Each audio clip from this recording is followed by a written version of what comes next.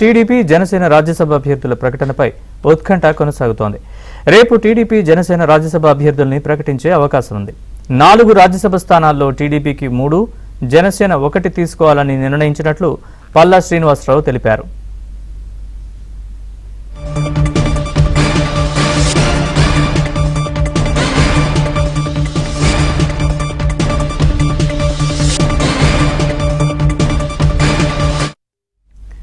TDP Janasena Rajya Sabha అభ్యర్థుల ప్రకటనపై ఉత్కంఠ కొనసాగుతోంది.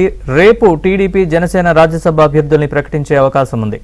4 రాజ్యసభ స్థానాల్లో టీడీపీకి 3, జనసేన 1 తీసుకోవాలని నిర్ణయించినట్లు పల్లా శ్రీనివాసరావు తెలిపారు. దాంట్లో ఒకటి మరి మా ఎన్డీఏ పార్ట్నర్స్ అయినటువంటి జనసేనకి కేటాయించడం జరిగింది. మిగతా 3 కూడా తెలుగుదేశంకి ఉంటుందని తెలియజేస్తున్నాం. అలాగే ఇప్పుడు ఇంతసేపు కూడా ఎక్కువ డిస్కషను ఈ 2 సంవత్సరాలు ఎన్డీఏ అభివృద్ధి చేసినటువంటి దాని మీద డిస్కషన్ జరిగింది.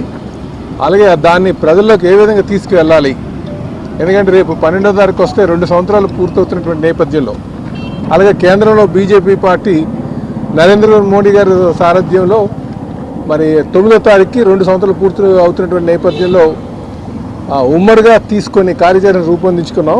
దాన్ని ప్రజల్లోకి తీసుకువెళ్ళాలి అని చెప్పి నిర్ణయం తీసుకున్నాం అని చెప్పి ఈ సందర్భంగా తెలియజేస్తున్నాం.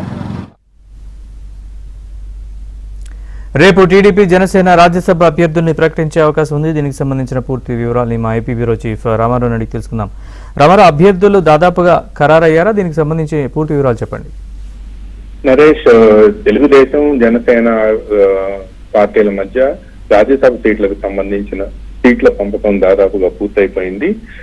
తెలుగుదేశం పార్టీకి 3, జనసేనకు 1 ఇచ్చే విధంగా కూడా అంగీకారం కుదిరినట్టు ఏపీ టీడీపీ అధ్యక్షుడు పల్లా శ్రీనివాసరావు ఎన్డీఏ నేతల సమావేశం ముగిసిన తర్వాత మీడియా సమావేశంలో ప్రకటించారు.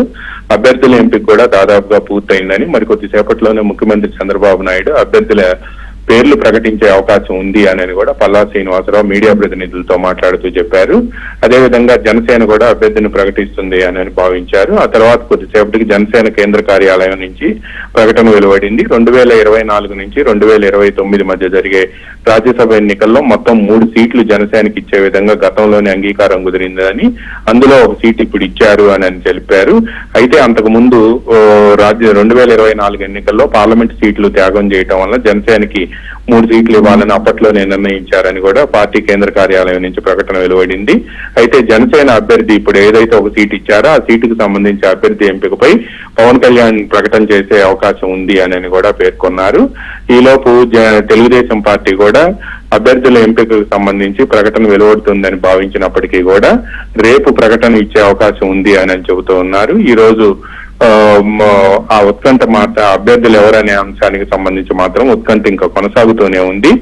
పల్లా శ్రీనివాసరావు మాత్రం కొద్దిసేపట్లో ప్రకటన ఇస్తారు, అంతా ఖరారైపోయిందని చెప్పినప్పటికీ కూడా ఈ ప్రకటనకు చివరి నిమిషంలో వాయిదా పడింది.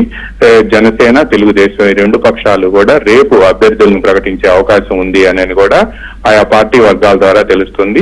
ఎందుకంటే ఈ రోజు రేపు శుభదినాలు కావటంతో రేపు నామినేషన్లు వేయటానికి అందరూ మొగ్గు చూపుతున్నారు. మొగ్గు చూపే అవకాశం ఉంది కాబట్టి రేపు అనౌన్స్ చేస్తారు అని కూడా చెబుతూ ఉన్నారు.